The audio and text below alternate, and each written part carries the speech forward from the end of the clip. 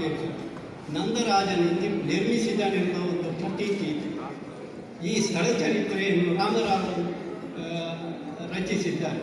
ಅದರ ಆಧಾರದಲ್ಲಿ ಪಣಂಬೂರು ಕ್ಷೇತ್ರ ಪ್ರಸಂಗವನ್ನು ನಾನು ರಚಿಸಿದ್ದೇನೆ.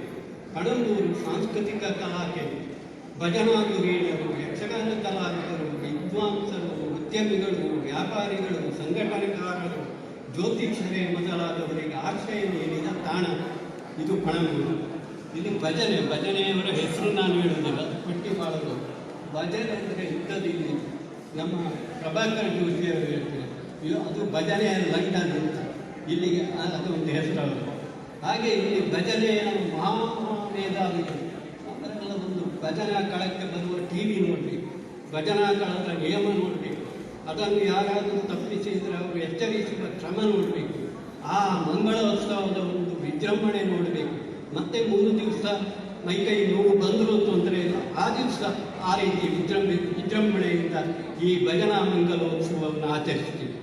ಇಲ್ಲಿ ಮುಕ್ತೇಶ್ವರರಾಗಿ ಪಟೇಲ ಶೇಷಪ್ಪಯ್ಯ, ಪಣಂಬೂರು ಶ್ರೀನಿವಾಸರಾಯರು, ಪಾಡೋಳಿ ತಿಮ್ಮಪ್ಪಯ್ಯನವರು, ರಾಮಚಂದ್ರ ಹೆಬ್ಬಾರರು, ಟಿ ಕೇಶವ, ನರಸಿಂಹ ಹೆಬ್ಬಾರರು, ಶಶಿಧರ ಐತಾಳ, ರತ್ನಾಕರ್ ರಾವ್ ಮೊದಲಾದವರು ಗಣನೀಯ ಸೇವೆ ಸಲ್ಲಿಸಿರುತ್ತಾರೆ. ರತ್ನಾಕರ್ ರಾವ್ ಅಂದರೆ ಒಂದು ಶಿಸ್ತಿನ ಅಂಶ, ಭಾಳ ಶಿಸ್ತು, ಒಂದು ಚಿತ್ತನ್ನು ತಂದವರಿಗೆ ಅವರು ಭಾಳ ಶಿಸ್ತಿರ್ತಾರೆ. ಒಮ್ಮೆ ಏನಾಯಿತು, ಈ ಜಾತ್ರಾ ಮಹೋತ್ಸವದ ಆಮಂತ್ರಣ ಎಲ್ಲ ಕಡೆ ಹೋಗುವಾಗ ಅದರಲ್ಲಿ ಒಂದು 1008 ನಾರಿಕೇಳ ಗಣಯಾಗ ಅಂತ ಬರ್ತಿತ್ತು. ಅದನ್ನು ಯಾರೋ ಒಬ್ಬ ಪುಣ್ಯಾತ್ಮ ಪುತ್ತೂರಿನಲ್ಲಿ ನೋಡಿ, ಇಲ್ಲಿ ಒಂದು ಕಾಗದ ನಾರಿಕೇಳ ಎಂಥದ್ದು, ಬಾಳೆಕಾಯಿ ಎಲ್ಲ ಕೇಳಬೇಕು, ಕೇಳದೆ ಹಾಗೆಲ್ಲ ಬರೀಬಾರ್ದು, ನಿಮ್ಮಲ್ಲಿ ಯಾರು ವಿದ್ವಾಂಸರಿಲ್ವ ಅಥವಾ ತಿಳಿದವರಿಲ್ವ, ಹೀಗೆ ಬರೀ ಒಂದು ಆಮಂತ್ರಣದಲ್ಲಿ ಹೀಗೆ ಬರೀಬೋದು. ಇಲ್ಲಿ ಒಂದು ಭಾರಿ ಜೋರಿನ ಕಾಲ. ಆಗ ನಮ್ಮ ಕೃಷ್ಣ ಭಟ್ ಅಂತ ಇದ್ದಾರೆ, ಅವಳ ಜೋರಿನ, ಹಾಗೆ ನಮ್ಮ ರತ್ನಾಕರ್ ರಾಯ್, ಅವರಿಬ್ಬರು ಆಲೋಚನೆ ಮಾಡಿದ್ರು, ನನ್ನನ್ನು ಕಲ್ತು ಹೇಗೆ ನಾರಿಕೇಳ ಗಣಯಾಗ ಅಂತ ಹೇಳಿದರೆ ತಪ್ಪಾಗ್ತದೆ. ಇಲ್ಲ, ನಾರಿಕೇಳ ಗಣಯಾಗ ಅಂದರೆ ತೆಂಗಿನಕಾಯಿಯ ಗಣವಮ್ಮ ಅಂತ ಅರ್ಥ ಆಗ್ತದೆ. ಹಾಗಾದರೆ ಇವರಿಗೊಂದು ಜೋರಿನಲ್ಲಿ ಪತ್ರ ಬರೀಬೇಕು, ನಾಳೆ ಬಂದು ನಂದನೀಶ್ವರನಿಗೆ ಅವರು ತಪ್ಪು ಕಾಣಿಕೆ ಸಲ್ಲಿಸಬೇಕು ಅಂತ. ಹೋದೆ. ಇದು ಅಮರ ಸಿಂಧು ಅಂತ ಉಂಟು, ನಮ್ಮ ತಂದೆಯ ಕಾಲ ಭಾಳ ಹಳತ್ತಾಗಿದೆ, ಅದರಲ್ಲಿ ನೋಡಿದೆ. ಅದರಲ್ಲಿ ನಾರಿಕೇಳ ಗಣಯಾಗ ಇದನ್ನು ನೋಡಿದೆ, ನಿಘಂಟು ನೋಡಿದೆ, ಅದರಲ್ಲಿ ನಾರಿಕೇಳ ಗಣಯಾಗ ಮತ್ತೇನಿಲ್ಲ ಗೊತ್ತುಂಟು. ಆದರೆ ಒಬ್ಬರಿಗೆ ನಾವು ಬರೆಯುವಾಗ ಯಾವಾಗಲೂ ಆಲೋಚನೆ ಮಾಡಬೇಕು. ಕೆಲವರಿದ್ದಾರೆ ಒಟ್ಟು ಹೇಳಿಬಿಡ್ತಾರೆ, ಹಾಗಾಗಬಾರ್ದು. ಅದು ಗೊತ್ತಿದ್ದು ಅದನ್ನು ನೋಡಬೇಕು.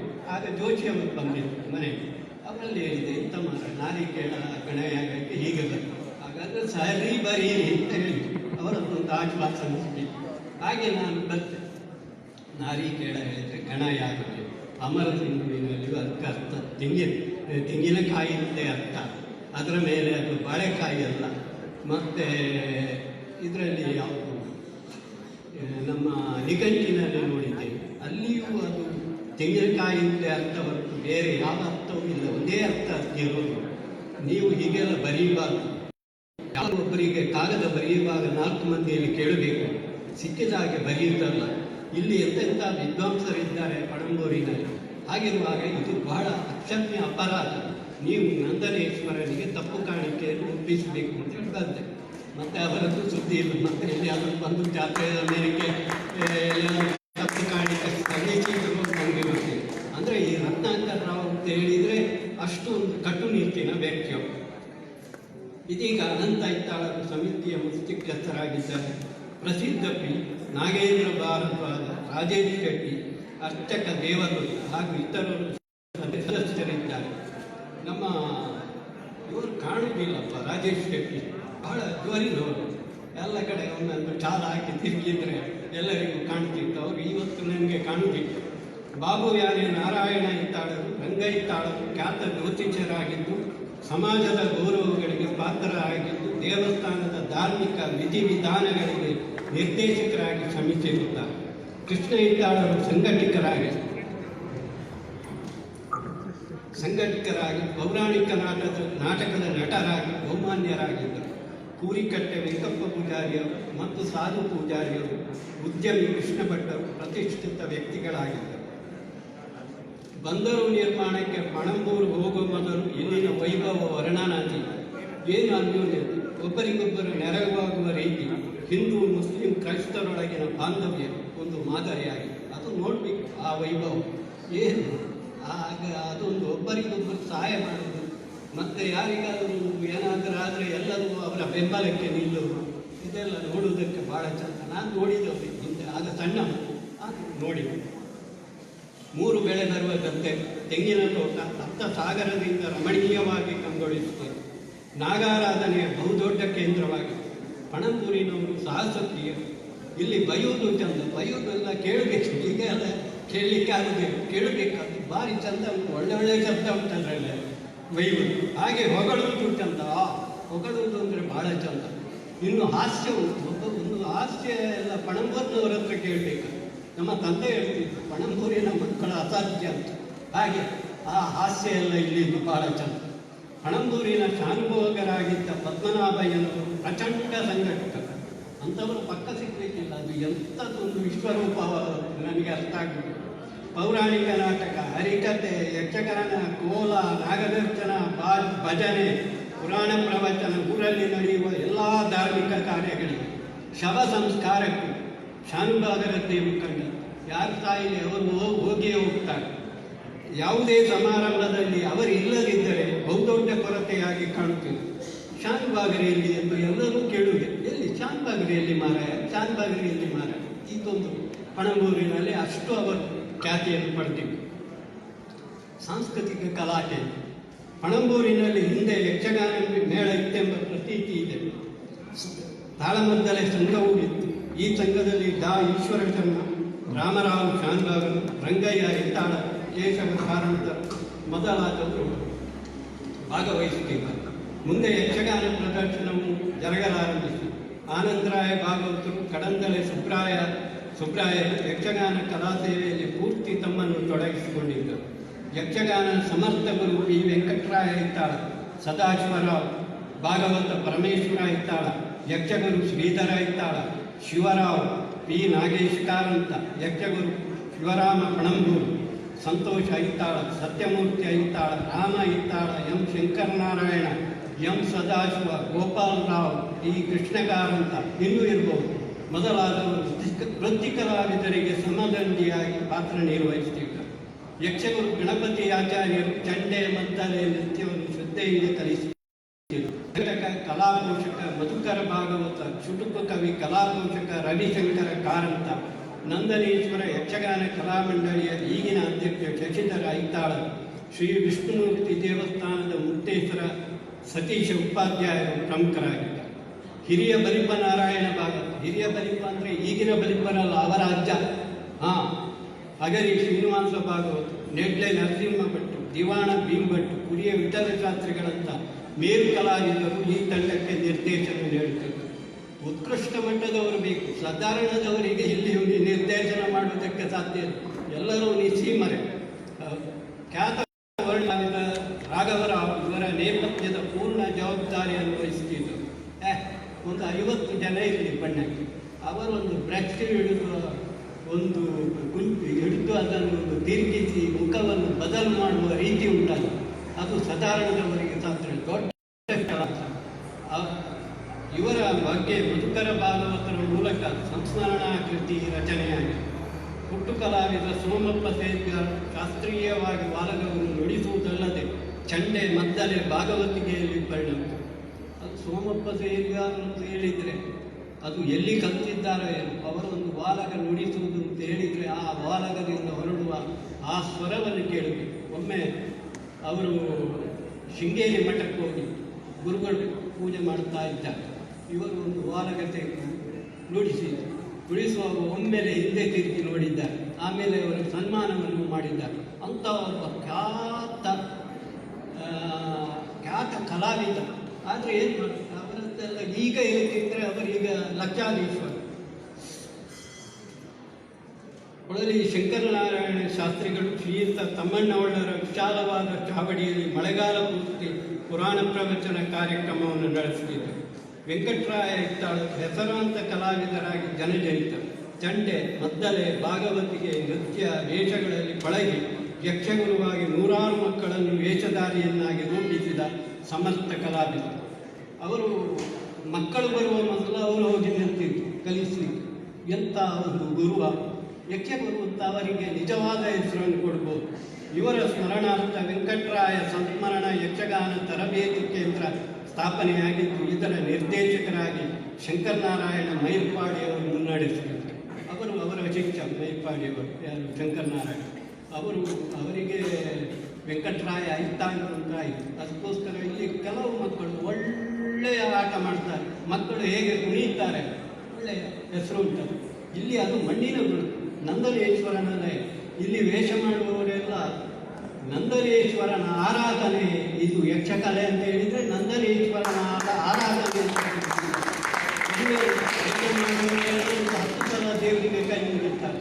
ನಂದನೇಶ್ವರ ನನ್ನನ್ನು ಬದುಕಿಸು ಮಾರಾಯ, ಮೇಲೆ ಬೀಳಿಸು ಅಂದರೆ ಅಷ್ಟು ನಂದನೇಶ್ವರನ ಮೇಲೆ ಒಂದು ಯಕ್ಷಗಾನ. ಅದೇ ನಟರಾಜ ಯಕ್ಷಗಾನ ಬಹಳ ದೇವರಿಗೆ ಪ್ರೀತಿ ಉಂಟು. ಇದೆಲ್ಲ ನಾವು ಮಾಡುವಂಥದ್ದು ದೇವರ ಪೂಜೆ, ನಂದನೇಶ್ವರನ ಪೂಜೆ ಅಂತ ಹೇಳಿಸಿದ್ದಾರೆ.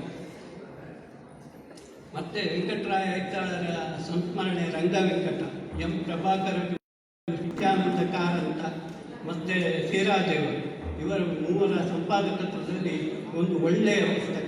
ಇಡೀ ಏನು ವೆಂಕಟರಾಯ ಐತಾಳರು ಏನು ಅಂತ ತಿಳಿಯಲಿಕ್ಕೆ ಅದನ್ನು ಓದಿದರೆ ಸಾಕಾಗ್ತದೆ. ಇನ್ನು ಮುಗಿಯುತ್ತಾ ಬಂತು. ಹೆಚ್ಚು PV ಐತಾಳರು ಖ್ಯಾತ ವಕೀಲರಾಗಿದ್ದು ಯಕ್ಷಗಾನ ಕಲೆಗೆ ದೊಡ್ಡ ಕೊಡುಗೆಯನ್ನು ನೀಡಿದ್ದಾರೆ. ದೊಡ್ಡ ವಕೀಲ. ಅವರ ಕಚೇರಿಯಲ್ಲಿ ಹೋಗ್ಲಿಕ್ಕೆ ಸಾಧ್ಯ ಇಲ್ಲ, ಜನ ತುಂಬ ಜನ. ಆದರೆ ನಮ್ಮನ್ನೆಲ್ಲ ನೋಡಿದರೆ ಕೂಡಲೇ ಕರೀತಾರೆ. ಅವರಿಗೆ ಒಂದು ಯಕ್ಷಗಾನದ ಮೇಲೆ ಬಹಳ ಪ್ರೀತಿ. ಅವರು ಎಲ್ಲಿಯವರೆಗೆ ಅಂದರೆ ಪೌರಾಣಿಕ ನಾಟಕದಲ್ಲಿ ಬಹಳ ಪ್ರಸಿದ್ಧರಂತೆ. ಅವರ ಶ್ರೀಪಾದ ನಾನು ನೋಡಲಿಲ್ಲ, ಮಿಸ್ ಐತಾಳ ಅಂತಲೇ ಅವರಿಗೆ ಕಾಲೇಜಿನಲ್ಲಿ ಕರೀತಿದ್ರು. ಅವರು ಇಂಗ್ಲಿಷ್ ಯಕ್ಷಗಾನವನ್ನು ಪ್ರಪ್ರಥಮ ಇಲ್ಲಿ ಪ್ರಾರಂಭ ಮಾಡಿದವರು ಇವರು PV ಐತಾಳ್. ಅದೇ ವೆಂಕಟರಾಯ ಐತಾಳ್, ವೆಂಕಟರಮಣ ಐತಾಳ್, PV ಐತಾಳ್. ಅದು ಆ ಪ್ರಸಂಗದ ತರಬೇತಿ ಆರಂಭವಾಗುವುದು ರಾತ್ರಿ 12 ಗಂಟೆ ಮೇಲೆ, ಯಾಕಂದರೆ ಅವರಿಗೆ ಸಮಯ ಇಲ್ಲ. ಆಮೇಲೆ 4 ಗಂಟೆಯವರೆಗೂ ನಡೆಯುತ್ತದೆ. ಆಮೇಲೆ ಎಲ್ಲರನ್ನು ಮನೆಗೆ ಬಿಡುವಂಥ ವ್ಯವಸ್ಥೆ ಇದೆ. ಅವರ ಹೀಗೆ ಯಕ್ಷಗಾನ ಪ್ರದರ್ಶನದಲ್ಲೂ ಪಾತ್ರ ಮಾಡಿದ್ದಾರೆ. ಭಾಗವಹಿಸಿ ಎಳೆಯರಿಗೆ ಪ್ರೋತ್ಸಾಹ ಕೊಡುವ ಒಂದು ಹುಮ್ಮನಸ್ಸು ಅವರಲ್ಲಿ. ಇವರ ಸ್ಮರಣಾರ್ಥ ಯಕ್ಷನಂದನ ಕಲಾಸಂಘ ಸ್ಥಾಪನೆಯಾಗಿದ್ದು, ಅವರ ಸುಪುತ್ರರಾದ ಡಾ ಸತ್ಯಮೂರ್ತಿ ಐತಾಳ ಮತ್ತು ವಕೀಲರಾದ ಸಂತೋಷ ಐತಾಳ ಮುನ್ನಡೆಸುತ್ತಿದ್ದಾರೆ. ಕುಡುಪು ನರಸಿಂಹ ತಂತ್ರಿಗಳು ದೇವಸ್ಥಾನದ ಸಮಸ್ತ ತಂತ್ರ ಕಾರ್ಯವನ್ನು 50 ವರ್ಷಗಳಿಂದಲೂ ನೆರವೇರಿಸುತ್ತಾ ಬರುತ್ತಿದ್ದು, ಸರ್ವರ ಆದರಾಭಿಮಾನಗಳಿಗೆ ಪಾತ್ರರಾಗಿದೆ. ಪಣಂಬೂರಿನಲ್ಲಿ ಬೆಂಚ್ ಕೋರ್ಟ್ ಇತಿಹಾಸ ಇತ್ತಂತೆ. ಪಂಚಾಯತ್ ಬೋರ್ಡ್ನ ಅಂಗಸಂಸ್ಥೆಯೊಂದರ ಆಶ್ರಯದಲ್ಲಿ ಬೆಂಚ್ ಕೋರ್ಟ್ ನ್ಯಾಯಾಲಯ. ಇಲ್ಲಿ ಸಣ್ಣ ಪುಟ್ಟ ವ್ಯಾಜ್ಯಗಳೆಲ್ಲ ತೀರ್ಮಾನ ಆಗುತ್ತೆ. ಅದು ನಮ್ಮ ಪದ್ಮನಾಭಯ್ಯ ಶಾನ್ಭಾಗರು ಅದಕ್ಕೆ ಮುಖ್ಯಸ್ಥರು. ಎಲ್ಲ ಕೋರ್ಟಿಗೆ ಯಾಕೆ ಹೋಗುದು, ಇಲ್ಲಿ ಮಾಡುವ ಹೇಳಿ ಎಲ್ಲ ಇತ್ಯರ್ಥ ಮಾಡ್ತೀವಿ. ಪಣಂಬೂರಿನಲ್ಲಿ ಕೆಲವಾರು ದೇವಸ್ಥಾನ, ಭೂತಸ್ಥಾನ, ನಾಗಸ್ಥಾನಗಳೆಲ್ಲ ಬೇರೆ ಬೇರೆ ಕಡೆಗೆ ಸ್ಥಳಾಂತರಗೊಂಡಿದೆ. ವಕೀಲ ಶ್ರೀನಿವಾಸರಾಯರ ಹೋರಾಟದ ಫಲವಾಗಿ ವಿಷ್ಣುಮೂರ್ತಿ ಮತ್ತು ನಂದನೇಶ್ವರ ದೇವಸ್ಥಾನ ಉಳಿಯುವ ಹಾಗಾಗಿ ಪಣಂಬೂರಿನ ಜನರು ಬಂದರಿನ ದೆಸೆಯಿಂದ ದಿಕ್ಕಾಪಾಲಾದರು. ಆದರೂ ಜಾತ್ರೆಯ ಸಂದರ್ಭ ಬಂದೇ ಬರುತ್ತಾರೆ. ನಂದನೇಶ್ವರನಿಗೆ ಕಾಣಿಕೆ ಸಮರ್ಪಿಸಿ ಕೃತಾರ್ಥರಾಗುತ್ತಿದ್ದರು. ಊರನ್ನು ತ್ಯಜಿಸುವಾಗ ತಾವು ಆರಾಧಿಸಿಕೊಂಡು ಬರುವ ನಾಗಶಿಲೆಯನ್ನು ಏನು ಮಾಡುವುದೆಂದು ತೋಚದೆ ಬಾಬುವ್ಯಾನೆ ನಾರಾಯಣ ಐತಾಳರಲ್ಲಿ ಸಂಕಷ್ಟವನ್ನು ವಿವರಿಸಿದಾಗ ದೇವಸ್ಥಾನದ ಬಳಿ ಗುಡಿ ಕಟ್ಟಿಸಿ ನಾಗಶಿಲೆಯನ್ನು ಐತಾಳರು ಪ್ರತಿಷ್ಠಾಪಿಸಿ ಊರವರಿಗೆ ಜಾತ್ರೆಯ ಸಮಯದಲ್ಲಿ ಆರಾಧಿಸಲು ಅನುವು ಮಾಡಿಕೊಟ್ಟಿದ್ದರು. ಅಂತೂ ಪಣಂಬೂರು ತನ್ನ ಹಿಂದಿನ ವೈಭವವನ್ನು ಕಳೆದುಕೊಂಡರು. ಊರಿನ ಪ್ರೀತಿಯನ್ನು ಮರೆಯಲಿದೆ. ಇಂತಹ ಸಾಂಸ್ಕೃತಿಕ ಕಲಾ ಕೇಂದ್ರದಲ್ಲಿ ಸಾಹಿತ್ಯ ಸಮ್ಮೇಳನ ನಡೆಯುವುದು ಔಚಿತ್ಯಪೂರ್ಣವಾಗಿದೆ. ಶ್ರೀ ಹರಿಕೃಷ್ಣ ಪುನರು, ಪ್ರದೀಪ್ ಕುಮಾರ್ ಕಲ್ಕೂರರು, ಮಂಗಳೂರು ತಾಲೂಕಿನ ಅಧ್ಯಕ್ಷೆ ಶ್ರೀಮತಿ ವಿಜಯಲಕ್ಷ್ಮಿ ಶೆಟ್ಟಿಯವರು ಇವರ ಎಲ್ಲರ ಕನ್ನಡ ಸೇವೆ ಪ್ರಶಂಸನೀಯವಾದ. ಈ ಚಳವಳಿಗೆ ಹರಿಕೃಷ್ಣ ಪುನರೂರು ಸ್ಫೂರ್ತಿ ನೀಡಿದ್ದಾರೆ. ನಾನು ಅವರನ್ನು ಕನ್ನಡದ ಕಟ್ಟ ಅಂತ ಹೇಳು ಅವರು ಏನು ಹಳ್ಳಿಯಲ್ಲಿ ಸಾಹಿತ್ಯ ಸಮ್ಮೇಳನವನ್ನು ಮಾಡಿ ಈ ಕನ್ನಡದ ಬಗ್ಗೆ ಜಾಗೃತಿ ಮೂಡಿಸಿದವರು. ಸಂತೂರರು 5 ಬಾರಿ ಜಿಲ್ಲಾ ಸಾಹಿತ್ಯ ಪರಿಷತ್ತಿನ ಅಧ್ಯಕ್ಷರಾಗಿ ಶ್ಲಾಘನೀಯ ಸೇವೆ ನಡೆಸಿದ್ದ ಸಾಹಿತ್ಯ ಸಮ್ಮೇಳನಗಳನ್ನು ಅತ್ಯಂತ ಯಶಸ್ವಿಯಾಗಿ ನೆರವೇರಿಸುವುದರ ಜೊತೆ ಹರಿಕಥಾ ಸಮ್ಮೇಳನ, ಸಾಧಕರಿಗೆ ಸನ್ಮಾನ, ಪುಸ್ತಕ ಮುದ್ರಣಕ್ಕೆ ನೆರವು ಮೊದಲ 10 ಹಲವು ಪ್ರಶಂಸನೀಯ ಸೇವೆಯನ್ನು ನೆರವೇರಿಸಿದ್ದಾರೆ. ನಿರಂತರ 48 ಗಂಟೆಗಳ ಕಾಲ, ಏನಿಲ್ಲ 1 ನಿಮಿಷ ಬಿಡುವಿಲ್ಲ, 48 ಗಂಟೆಗಳ ಕಾಲ ಬಿಡುವಿಲ್ಲದ ಸಾಹಿತ್ಯ ಸಮ್ಮೇಳನವನ್ನು ಪುರಭವನದಲ್ಲಿ ನಡೆಸಿ ಒಂದು ದಾಖಲೆಯನ್ನು ನಿರ್ಮಿಸಿದ್ದಾರೆ. ಈ ಪುಸ್ತಕದಲ್ಲಿ ಜಾಫರಾಮ್ ಭಟ್ಟೇಕರ್, ಶ್ರೀಮತಿ ದೇವಕಿ ಅಚ್ಯುತ ಇವರೆಲ್ಲರ ಸೇವೆ ಶ್ಲಾಘನೀಯ. ಈಗ ಪಣಂಬೂರಿನಲ್ಲಿ ನಾವು ಈಗ ಮಾತಾಡುವುದು ಅಂತ ಹೇಳಿದರೆ ನನಗೆ ಬಹಳ ಸಂತೋಷ. ಪಣಂಬೂರಿನವರೆಲ್ಲ ಸಾಹಿತ್ಯ ಪ್ರೇಮಿಗಳು. ಅವರ ಇಲ್ಲಿ ಭಜನೆ ಪದ್ಯ ಕಟ್ಟಿದವರು ಇದ್ದಾರೆ, ಅದೆಲ್ಲ ಬಹಳ ಚಂದ ಉಂಟು. ಭಜನೆ ಪದ್ಯಗಳೆಲ್ಲ ಭಾಳ ಚಂದ ಉಂಟು. ಅದನ್ನೆಲ್ಲ ಈ ಮಂಗಲೋತ್ಸವದಲ್ಲಿ ಕೇಳಬೇಕು. ಇಲ್ಲಿಯವರೇ ಕಟ್ಟಿದ ಭಜನೆ ಪದ್ಯ. ಈಗ ಈ ಅವಕಾಶಕ್ಕೆ ನಾನು ಧನ್ಯವಾದ ಕೊಟ್ಟು ಇದನ್ನು ಈವರೆಗೆ ಕೇಳಿದಂಥ ಸಾಹಿತ್ಯ ಪ್ರೇಮಿಗಳಿಗೆ ಅದೇ ಭಕ್ತಿ ನೀವು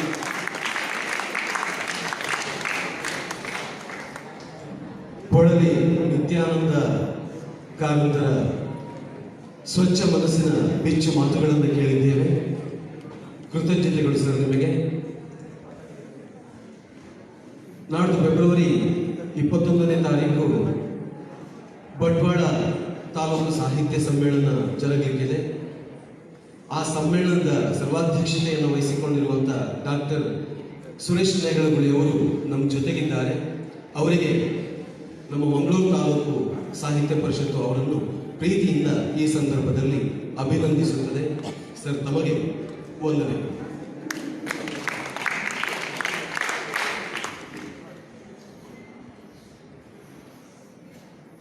ನೆಗಳಗುಳಿಯವರು ವೇದಿಕೆಗೆ ಬಂದು ನಮ್ಮ ಅಧ್ಯಕ್ಷರಿಂದ ಸ್ಮರಣಿಕೆಯನ್ನು ಸ್ವೀಕರಿಸಬೇಕು ಅಂತೇಳಿ ಕೇಳಿಕೊಳ್ತಾ ಇದ್ದಾರೆ.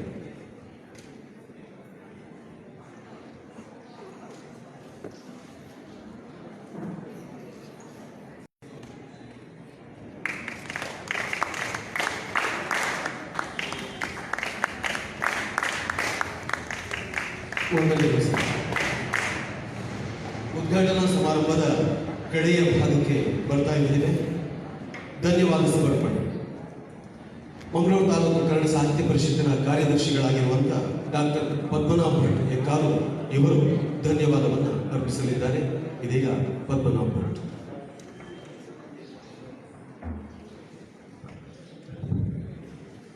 ಒಂದು ದಿನದ ಈ ಮಂಗಳೂರು ತಾಲೂಕು ಕನ್ನಡ ಸಾಹಿತ್ಯ ಸಮ್ಮೇಳನದ ಸರ್ವಾಧ್ಯಕ್ಷರಾದಂಥ ಶ್ರೀ ಹೊಳಲಿ ನಿತ್ಯಾನಂದ ಕಾರಂತರೇ, ವೇದಿಕೆಯಲ್ಲಿರುವ ಎಲ್ಲ ಗಣ್ಯರೇ ಮತ್ತು ಸಭೆಯಲ್ಲಿ ನೆರೆದಿರುವಂತಹ ಎಲ್ಲ ಕನ್ನಡಾಭಿಮಾನಿಗಳೇ, ಒಂದು ದಿವಸದ ಈ ಕನ್ನಡ ಸಾಹಿತ್ಯ ಸಮ್ಮೇಳನದ ಉದ್ಘಾಟನಾ ಸಮಾರಂಭ ಬಹಳ ಯಶಸ್ವಿಯಾಗಿ ಸಂಪನ್ನಗೊಂಡಿದೆ. ಹಾಗಾಗಿ ಈ ಯಶಸ್ಸಿಗೆ ಕಾರಣಕರ್ತರಾದ ಎಲ್ಲರನ್ನೂ ಸ್ಮರಿಸಬೇಕಾದ್ದು ಕಾರ್ಯದರ್ಶಿಯಾದ ನನ್ನ ಕರ್ತವ್ಯ ಆಗಿದೆ. ಮೊಟ್ಟ ಮೊದಲಿಗೆ ಈ ಕಾರ್ಯಕ್ರಮ ಬಹಳ ಯಶಸ್ವಿಯಾಗಿ ಸಂಪನ್ನಗೊಳ್ಳಲಿಕ್ಕೆ ಇಲ್ಲಿನ ನಂದನೇಶ್ವರನ ಅನುಗ್ರಹ ನಮಗೆ ಬಹಳ ಮುಖ್ಯವಾಗಿದೆ. ಹಾಗಾಗಿ ನಾನು ಅವರನ್ನ ಮನಸ ವಂದಿಸ್ತೇನೆ. ಈ ಒಂದು ಕಾರ್ಯಕ್ರಮದ ಸರ್ವಾಧ್ಯಕ್ಷತೆಯನ್ನ ವಹಿಸಿದವರು ಹೊಳಲಿ ನಿತ್ಯಾನಂದ ಕಾರಂತರು, ಹಿರಿಯ ವಿದ್ವಾಂಸರು ಮತ್ತು ಯಕ್ಷಗಾನ ಸಾಹಿತ್ಯದಲ್ಲಿ ಸಾಕಷ್ಟು ಪಳಗಿದವರು. ಅವರ ಹೆಸರೇ ನಿತ್ಯಾನಂದ. ನಿತ್ಯ ಆನಂದವಾಗಿದ್ದುಕೊಂಡು ಸಾಹಿತ್ಯ ಸೇವೆಯನ್ನ ಇವತ್ತು ಇಳಿ ವಯಸ್ಸಿನಲ್ಲಿ ಕೂಡ ಅವರು ಮಾಡುತ್ತಾ ಇದ್ದಾರೆ. ಅನೇಕ ಹಿರಿಯ ಕವಿಗಳ ವಾಕ್ಯಗಳನ್ನ ಉದ್ಧರಿಸುವ ಮೂಲಕ ಕನ್ನಡದ ಹಿರಿಮೆಯನ್ನ, ಗರಿಮೆಯನ್ನ ಎತ್ತಿ ಹಿಡಿದಿದ್ದಾರೆ. ಯಕ್ಷಗಾನ ಸಾಹಿತ್ಯದ ಮತ್ತು ಅದಕ್ಕೆ ಕಾರಣಕರ್ತರಾದವರನ್ನ ಸ್ಮರಿಸಿಕೊಂಡು ಒಂದು ಅದ್ಭುತ ಲೋಕವನ್ನೇ ನಮ್ಮ ಮುಂದೆ ತೆರೆದಿಟ್ಟಿದ್ದಾರೆ. ನಮ್ಮ ಆಮಂತ್ರಣವನ್ನು ಒಪ್ಪಿ ಈ ಒಂದು ಅಧ್ಯಕ್ಷತೆಯನ್ನು ವಹಿಸಿ ಅಧ್ಯಕ್ಷೀಯ ನಲ್ನುಡಿಗಳನ್ನು ಆಡಿದಂತ ನಿಮಗೆ ಇದು ಮಂಗಳೂರು ತಾಲೂಕು ಕನ್ನಡ ಸಾಹಿತ್ಯ ಘಟಕದ ಪರವಾಗಿ ಅನಂತ ಧನ್ಯವಾದಗಳು. ಇನ್ನು ಈ ಕಾರ್ಯಕ್ರಮ ಕನ್ನಡ ಭುವನೇಶ್ವರಿಯ ಒಂದು ದಿಬ್ಬಣದ ಮೂಲಕ ಪ್ರಾರಂಭ ಆಗಿದೆ. ಹಾಗಾಗಿ ಮಂಗಳೂರು ಮಹಾನಗರ ಪಾಲಿಕೆಯ ಉಪ ಪೌರರಾದ ಶ್ರೀಮತಿ ವೇದಾವತಿಯವರು ಭುವನೇಶ್ವರಿಯನ್ನ ಪುಷ್ಪದ ಮೂಲಕ ಅಲಂಕರಿಸಿ ಪುಷ್ಪಾರ್ಚನೆ ಮೂಲಕ ಈ ಒಂದು ಕಾರ್ಯಕ್ರಮಕ್ಕೆ ಚಾಲನೆಯನ್ನು ನೀಡಿದ್ದಾರೆ. ಅವರಿಗೂ ಕೂಡ ಅವರ ಉಪಸ್ಥಿತಿಯಲ್ಲಿ ನಾನು ಅನಂತ ಧನ್ಯವಾದಗಳನ್ನು ಅರ್ಪಿಸ್ತಾ ಇದ್ದೇನೆ. ಹಾಗೆ ಮಂಗಳೂರು ಮಹಾನಗರ ಪಾಲಿಕೆಯ ಮಹಾಪೌರರಾಗಿರುವಂತ ಶ್ರೀ ದಿವಾಕರ ಪಾಂಡೇಶ್ವರವರು ರಾಷ್ಟ್ರ ಧ್ವಜಾರೋಹಣವನ್ನು ಮಾಡಿದ್ದಾರೆ. ಹಾಗೆ ಮಂಗಳೂರು ಮಹಾನಗರ ಪಾಲಿಕೆಯ ಸದಸ್ಯರಾದಂಥ ಸುನೀತಾರವರು ಕನ್ನಡ ಧ್ವಜಾರೋಹಣವನ್ನು ಮಾಡಿದ್ದಾರೆ. ಅವರಿಗೂ ಕೂಡ ನಾನು ತಾಲೂಕು ಘಟಕದ ಪರವಾಗಿ ಅನಂತ ಧನ್ಯವಾದಗಳನ್ನು ಅರ್ಪಿಸ್ತಾ ಇದ್ದೇನೆ. ಮತ್ತು ಈ ಒಂದು ಭುವನೇಶ್ವರಿಯ ಮೆರವಣಿಗೆಗೆ ಮತ್ತು ಧ್ವಜಾರೋಹಣಕ್ಕೆ ಸಹಕರಿಸಿದವರು ಗೋವಿಂದಾಸ್ ಕಾಲೇಜಿನ NSS ಘಟಕದ NCC ಘಟಕದ ಕ್ಯಾಪ್ಟನ್ ಸುಧಾಯು ಮತ್ತು NCC ವಿದ್ಯಾರ್ಥಿಗಳು. ಸೊ ಅವರ ಒಂದು ಕಾರ್ಯವನ್ನು ಕೂಡ ಈ ಒಂದು ಹೊತ್ತಿನಲ್ಲಿ ನಾನು ಸ್ಮರಿಸ್ತಾ ಇದ್ದೇನೆ. ಹಾಗೆ ಈ ಒಂದು ಕಾರ್ಯಕ್ರಮ ಪ್ರಾರಂಭ ಆದ್ದು ನಾಡಗೀತೆ ರೈತಗೀತೆ ಮೂಲಕ. ಇದನ್ನ ಬಹಳ ಸುಶ್ರಾವ್ಯವಾಗಿ ಹಾಡಿದವರು ಮೀನಕಳಿಯ ಸರ್ಕಾರಿ ಪ್ರೌಢಶಾಲೆಯ ವಿದ್ಯಾರ್ಥಿಗಳು. ಅವರನ್ನು ಕೂಡ ಇವತ್ತು ಸ್ಮರಿಸಿ ಅಲ್ಲಿನ ಅಧ್ಯಾಪಕರು ಬಂದು ನಮ್ಮಿಂದ ಒಂದು ಸ್ಮರಣಿಕೆಯನ್ನ ಸ್ವೀಕರಿಸಬೇಕು ಅಂತ ಹೇಳಿ ನಾನು ಕೇಳಿಕೊಳ್ತಾ ಇದ್ದೇನೆ.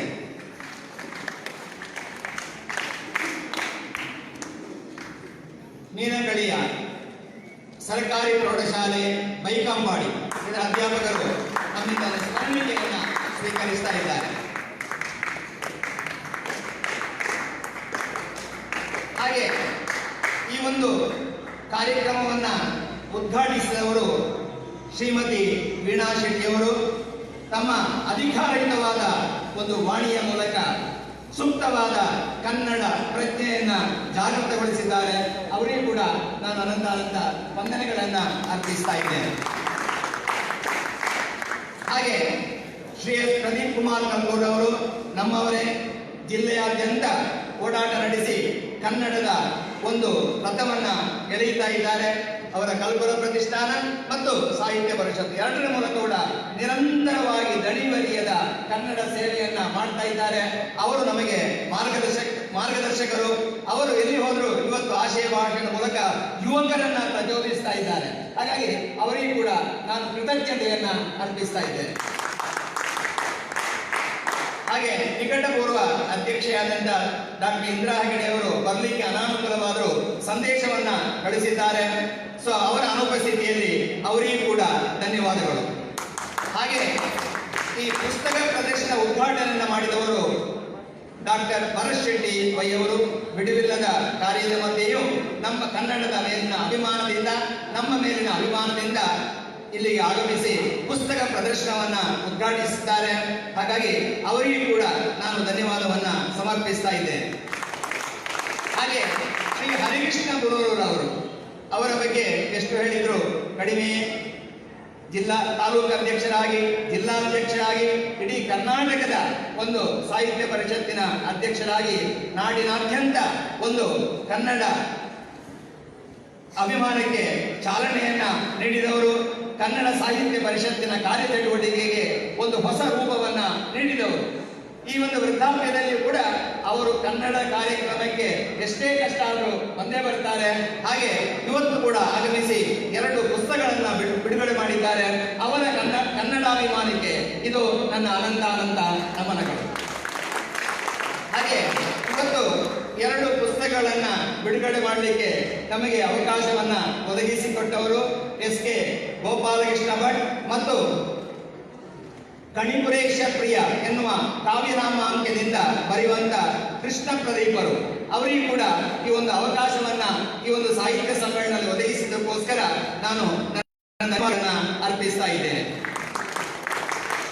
ಹಾಗೆ ಮುಖ್ಯ ಅತಿಥಿಯಾಗಿ ಅನಂತ ಐತಾಳರು ವ್ಯವಸ್ಥಾಪನಾ ಸಮಿತಿಯವರು ಪಾಲ್ಗೊಂಡಿದ್ರು ಮತ್ತು ವ್ಯವಸ್ಥಾಪನಾ ಸಮಿತಿಯ ಎಲ್ಲ ಸದಸ್ಯರು ಅರ್ಚಕರು ನಮಗೆ ಮೊನ್ನೆಯಿಂದ ಈ ಕಾರ್ಯಕ್ರಮದ ಎಲ್ಲ ತಯಾರಿಗೆ ಸಂಪೂರ್ಣವಾದ ಸಹಕಾರವನ್ನು ನೀಡಿದ್ದಾರೆ.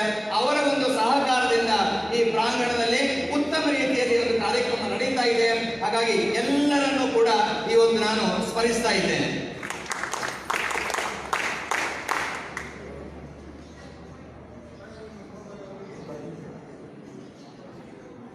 ಹಾಗೆ ಇವತ್ತಿನ ಒಂದು ಮೆರವಣಿಗೆಗೆ ಮತ್ತು ಧ್ವಜಾರೋಹಣಕ್ಕೆ ನಮಗೆ ಸಹಕರಿಸಿದಂತ ಕ್ಯಾಪ್ಟನ್ ಸುಧಾಯು ಅವರು ವೇದಿಕೆ ಆಗಮಿಸಿ ನಮ್ಮಿಂದ ಒಂದು ಸ್ಮರಣಿಕೆಯನ್ನ ಸ್ವೀಕರಿಸಬೇಕು ಅಂತೇಳಿ ನಾನು ಕೇಳಿಕೊಳ್ತಾ ಇದ್ದೇನೆ.